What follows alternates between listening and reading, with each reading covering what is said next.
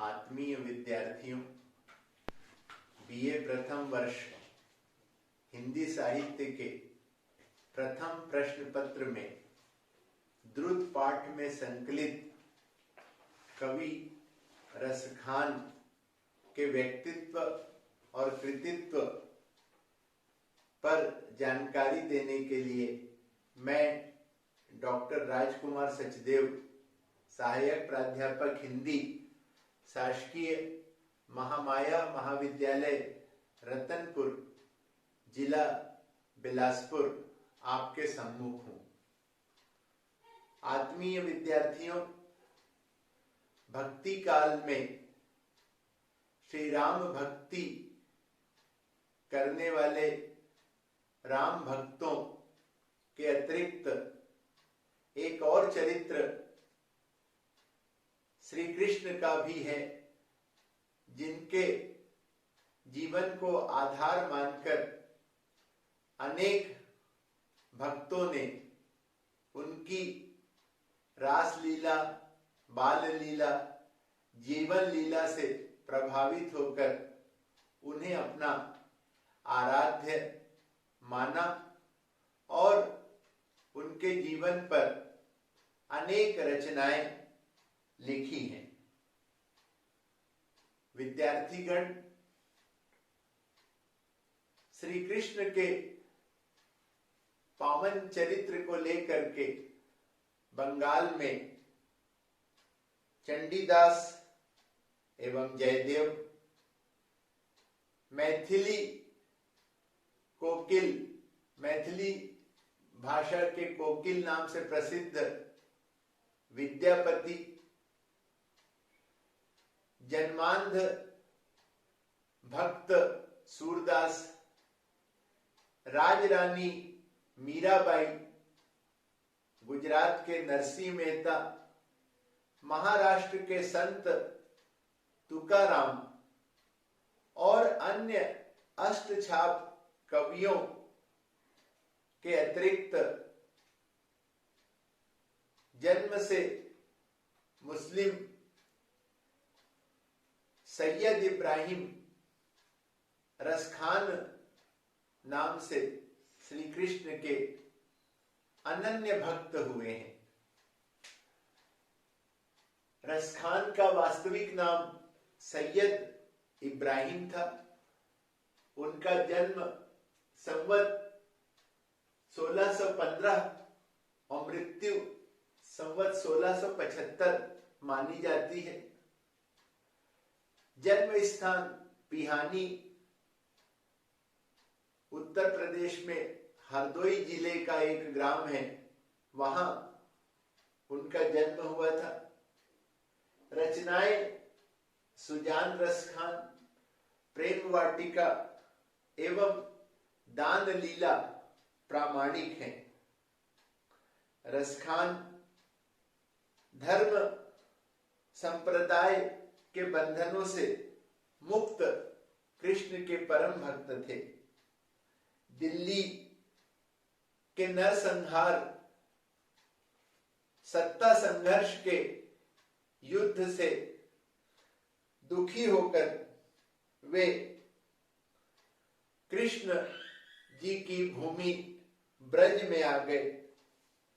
रसखान के वृंदावन आने की एक और कथा सुनाई देती है कि वे एक स्त्री पर आसक्त थे।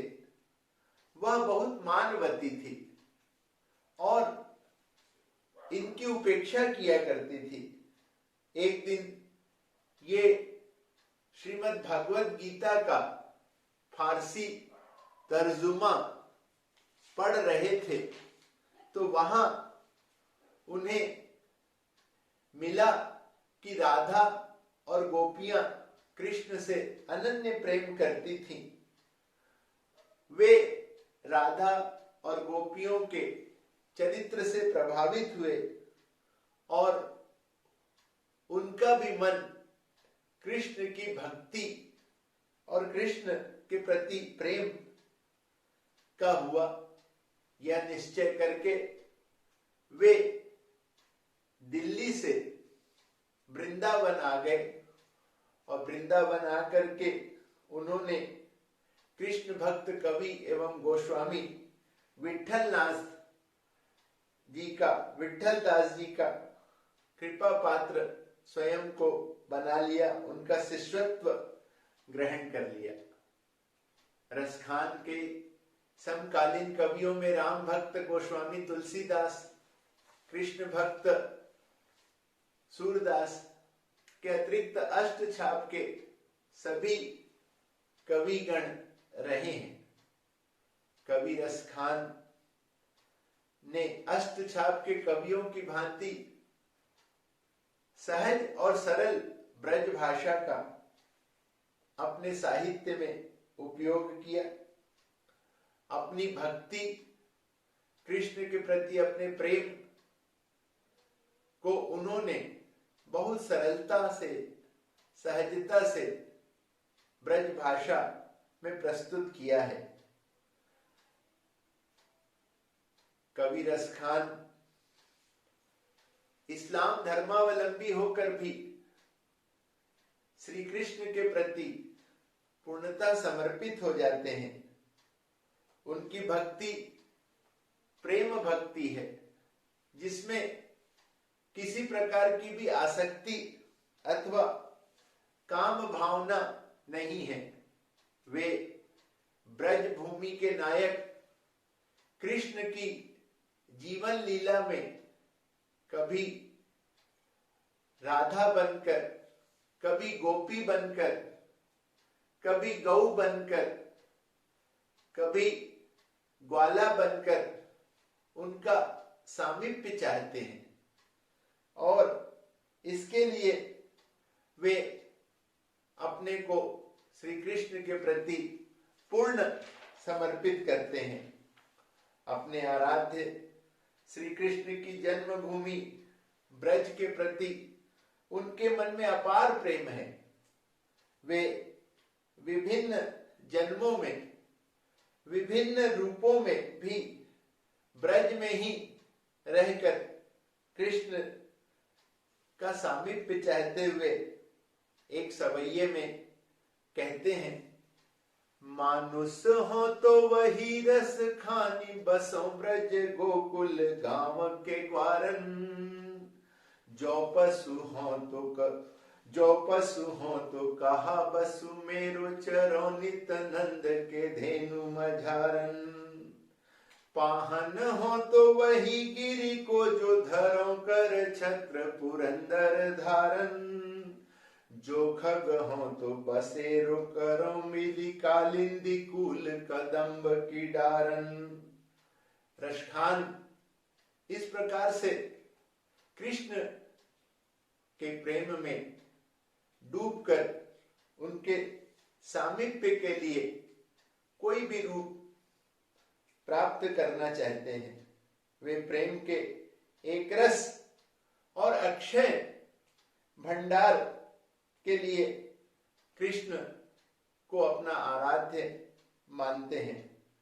रसखान के अनुसार प्रेम तन मन से संपूर्ण समर्पण का नाम है। हरि तो प्रेम के ही वश में होते हैं। कवि रसखान ने कृष्ण के वात्सल्य रूप के अनेक चित्र प्रस्तुत किए हैं। श्री कृष्ण बाल्यकाल में माखन रोटी खाते हुए आंगन में घूम रहे हैं।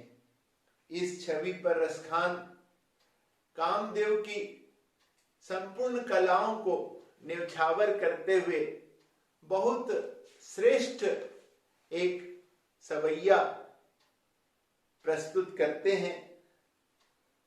धूरी भरे अति शोभित श्याम जू तैसी बनी सिर सुंदर चोटी। खेलत खात फिरे अंगना पग पैजनी बाजती पीरी कछोटी। वाछवी को रस खानी बिलोकत, वाछवी को रस खानी बिलोकत, वारत काम कला निधि कोटी। काग के भाग बड़े सजनी हरि हाथ सुले गयो माखन रोटी। काग के भाग बड़े सजनी, हरि हाथ सो ले गयो माखन रोटी। रसखान कृष्ण का सामीप्य पाने वाले कौवे के भाग्य की सराहना करते हैं।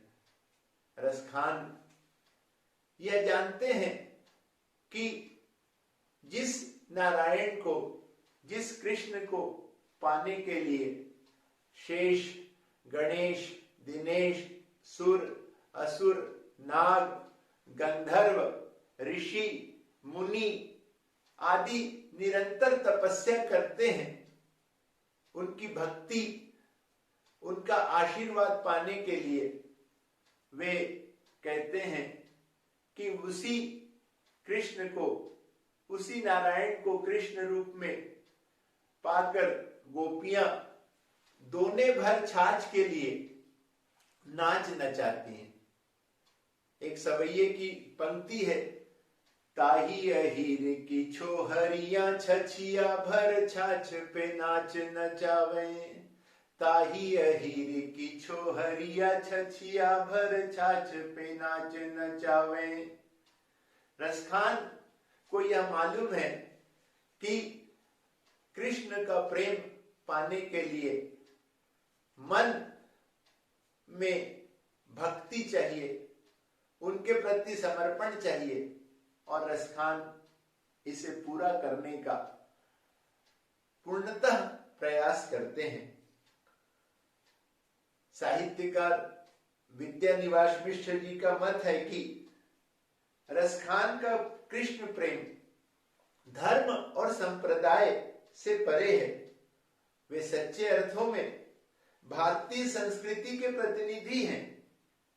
आज जाति, धर्म और संप्रदाय के नाम पर विखंडित राष्ट्र को ऐसे साहित्यकारों की आवश्यकता है जो भारतीय जनमानस में प्रेम और समन्वयवादी भाव भर सकें।